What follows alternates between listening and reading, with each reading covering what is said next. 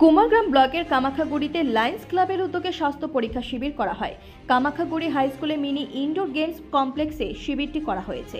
শিবিরে দাঁতের চিকিৎসা, চোখের চিকিৎসার পাশাপাশি সুগার নির্ণয়, হোমিওপ্যাথি মতো চিকিৎসা করা হয়েছে। লায়ন্স ক্লাব অফ কামাখাগুড়ি তরফে দীপক সাহা বলেন, স্বাস্থ্য শিবিরে ব্যাপক সাড়া পাওয়া গিয়েছে। 2 শতাধিক মানুষকে শিবিরে পরিষেবা দেওয়া হয়েছে।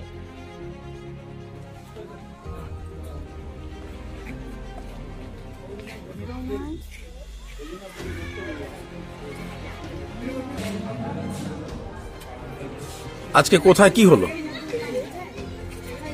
কামাখাগুড়ি লায়ন্স ক্লাবের পক্ষ থেকে আজকে আমরা একটা mega health check up camp আয়োজন করেছিলাম কামাখাগুড়ি হাই স্কুলে।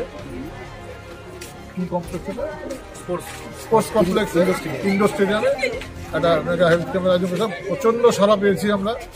এই পর্যন্ত 160 জনের মতো আমরা আই স্ক্রিনিং ক্যাম্প করা হয়েছে। তার মধ্যে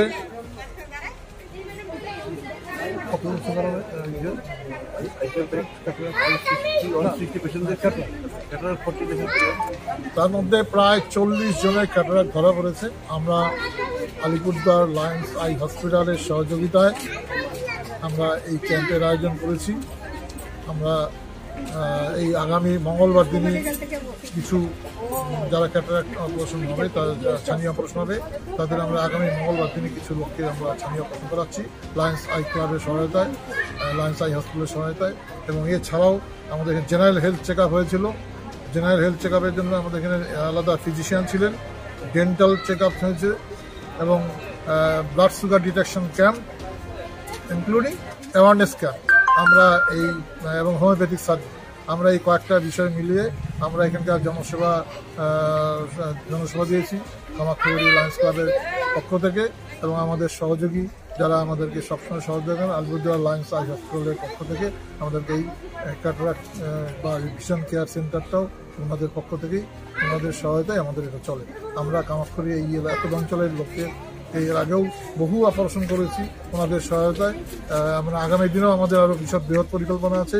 আশা করি আমরা আহত অঞ্চলের যে সমস্ত লোকগুলো অর্থাভাবে যারা ছানি অপারেশন করতে পারে না, আমরা এই উদ্যোগ নিয়েছি যাতে আমরা কোনো লোককে দৃষ্টিহীন অবস্থায় যেন না দিই।